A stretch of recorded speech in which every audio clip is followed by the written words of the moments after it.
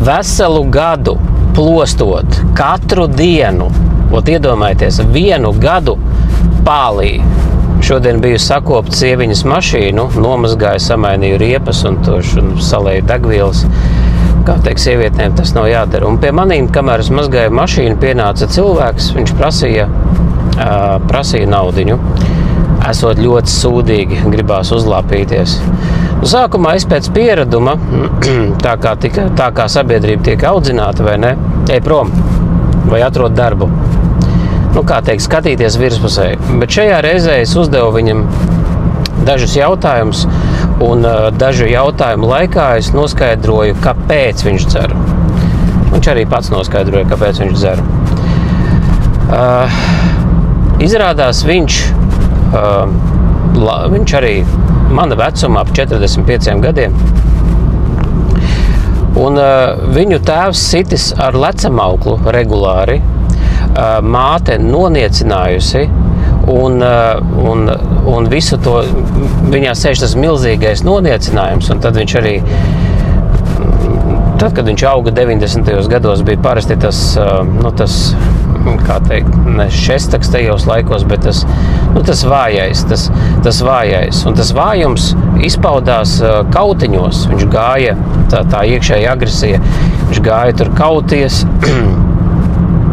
un dažādos veidos izpauda savu to iekšējo neapmierinātību un agresiju.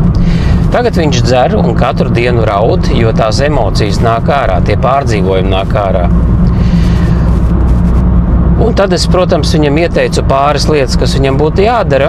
Viņš tur uz vecākiem tik milzīgu aizvainojumu, bet viņš neļauj sev pat padomāt, kad viņi varētu būt arī pie vainas, ka varbūt, ka viņam nevajadzēja tā gluži rīkoties, jo vecākiem nav tiesības bērnus sist. Kurš vispār iedeva tiesības bērnus sist, noniecināt, pazemot, kaunināt, izkalpināt, kontrolēt, nezinu, kurš vispār iedod šīs tiesības? Tiesības pēc dabas tādas nav iedotas. Tās ir tikai pārņemtās programmas, kur ir iekšā destrukcija, noniecināta.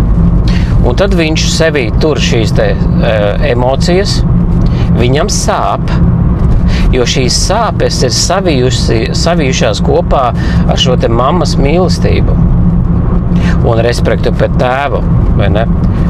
Un savos 45 gados viņš ir nodzēries, sievietes ir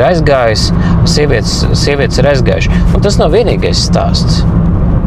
Un tāpēc mums ir jāsāk beidzot skatīties dziļāk, nekā sabiedrība ir pieradusi skatīties, nevis peldamies pa virsu okeānam, bet ienerstam dziļāk, uzzinam, kāpēc.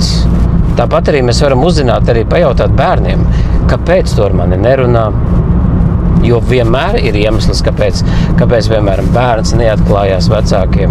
Vienmēr ir iemesls. Kaut kā šī aizsardzības reakcija kaut kādu iemeslu dēļ ir izveidojusies. Jā, protams, to nepatīkami dzirdēt, bet bez šīs nepatīkamās sajūtas neizveidosies tā atbildība par mūsu dzīvi. Tāpēc skatāmies dziļāk un strādājam ar sevi.